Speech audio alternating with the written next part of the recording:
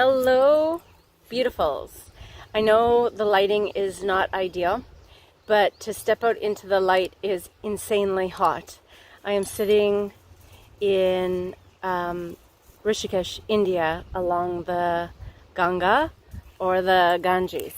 And I just finished doing a safari. And it was funny, as I was on the safari, I was fascinated. I was so drawn into the dead trees, as opposed to the trees that were alive and vibrant and green.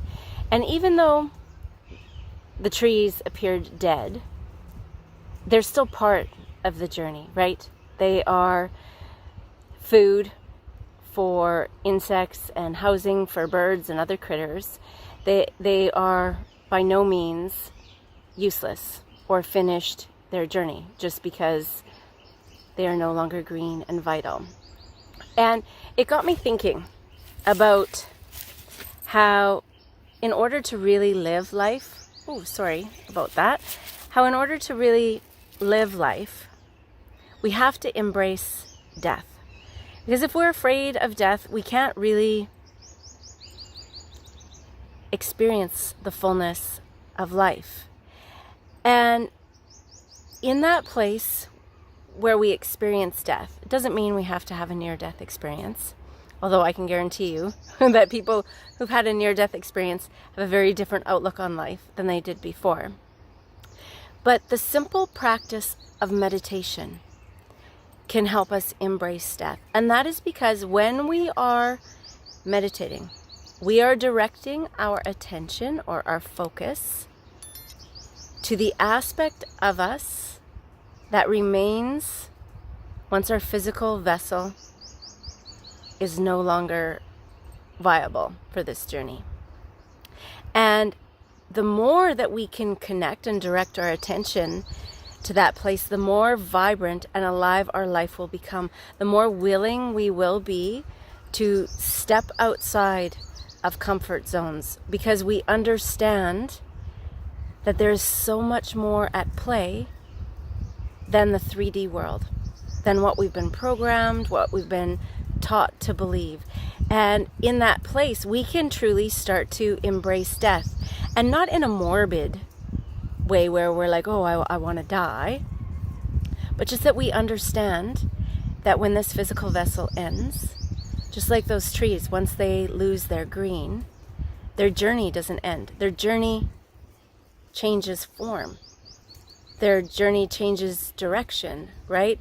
Now, rather than cleaning the air and the water, they are more about sustaining life, habitat, and nutrition, right? Whether that be other fauna or insects or birds, right? And so we too, when our physical vessel is no longer feasible for this journey and it ends, our experience doesn't end.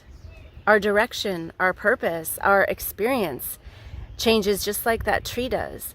And the more that we can connect with that aspect of us that never dies, the more easily we can make that transition.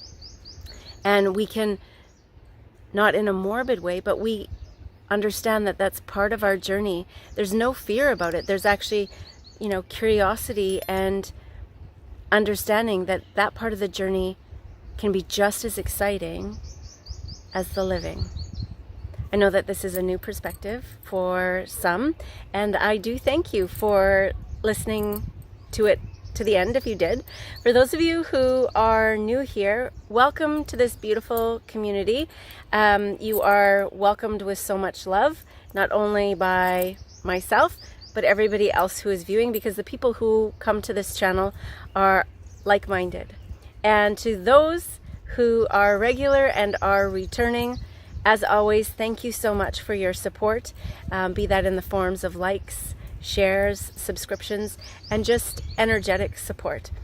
As well, thank you to those who are willing and able and have made donations to the channel. It helps support this work and spread the message. So, until we speak again, please be well.